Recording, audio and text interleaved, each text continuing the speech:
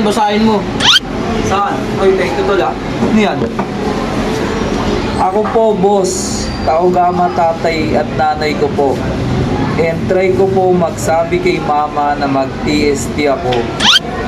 And sinabi niya na hindi pwede dahil 3 skill yun baby po ako. Gunggong! Marinig kita sa mukha eh! Ayan na naman tayo sa mga 3 skill yun baby, no? Tol, 3 skill yun baby daw siya. Ano sabi? Sino mo nagpauso niya 3 skill yung baby na yan? Diyos ko po.